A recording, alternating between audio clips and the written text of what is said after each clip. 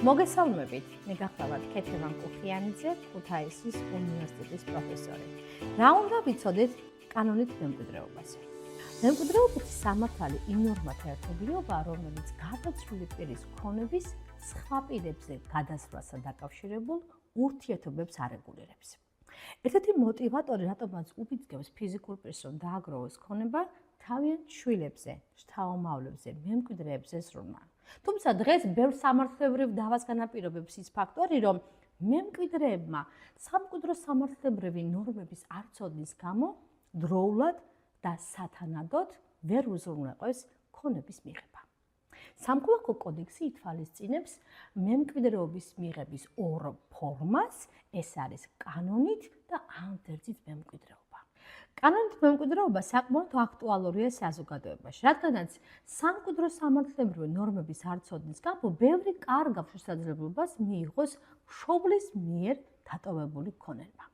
კანონით მემკვიდრეობა გულისხმობს სამკვიდროს მიღების ორ გზას, ერთი არის სანოტარო ბიუროსათვის მიმართვით სამკვიდრო ქონების მიღების თაობაზე და მეორე აღნიშნული ქონების ფაქტიური ფლობით. სანოტარო ბიუროსათვის მიმართვა უნდა განხორციელდეს მემკვიდრეების გადაცვალებიდან 6 თვის განმავლობაში. და თუ ეს ვადა გაშვებული იქნა, მემკვიდრე ვალდებულია მიმართოს სასამართლოს, რათა ამ უკანასკნელმა დაადგინოს, რამდენად საპატიოდ იქნა მოცემული პერიოდი გაშვებული. სასამართლოსადმი მიმართვა არ არის აუცილებელი, თუ კი თანახმა იქნება მემკვიდრეობის მიღებაზე ყველა მემკვიდრე. სამკვიდროს მიღება ფაქტობრივი ფლობით გულისხმობს იმ შემთხვევას, როდესაც მემკვიდრე მემკვიდრეების გადაცვალების შემდეგ რეალურად დაიწყებს იმ ქონებით სარგებლობას, რომელიც მას დარჩა მემკვიდრეების გადაცვალების შემდეგ. ასე მაგალითად, მშობლის გარდაცვალების შემდეგ შვილი აგრძელებს ამ სახლში ცხოვრებას. მნიშვნელოვანია ის გარემოება, რომ ქონების სამკვიდრო ქონებაზე მაქვს, რა თქმა უნდა, საუბარი, ნაწილობრივი ფლობის განხორციელება გულისხმობს მის სრულ მიღებას. არსებობს მემკვიდრეთა რიგითობის პრინციპი.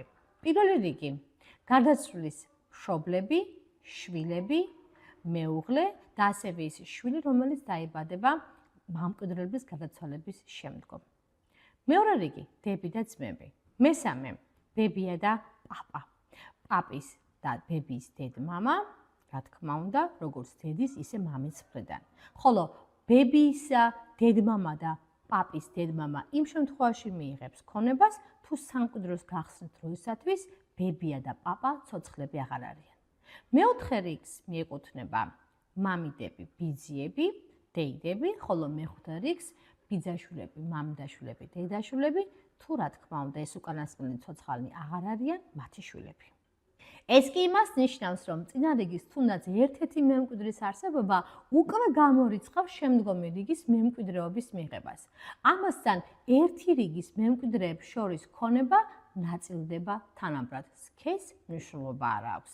ამ დროს მემკვიდრეთა უფლებებს შორის არ არსებობს განსხვავება. და თუ მაინც წარმოიშობა დავა მემკვიდრეებს შორის სამკვიდროს ქონებაზე, დავას წყვეტს სასამართლო. რაც შეეხება უმკვიდრო ქონებას, თუ არც კანონით, არც ანდერძით მემკვიდრეები არ არიან. თუ არც ერთმა მემკვიდრემ არ მიიღო ქონება, ან ყველა მემკვიდრეს ჩამორთმეული აქვს მემკვიდრეობის უფლება, ასეთ შემთხვევაში ქონება გადადის სახელმწიფო საკუთრებაში.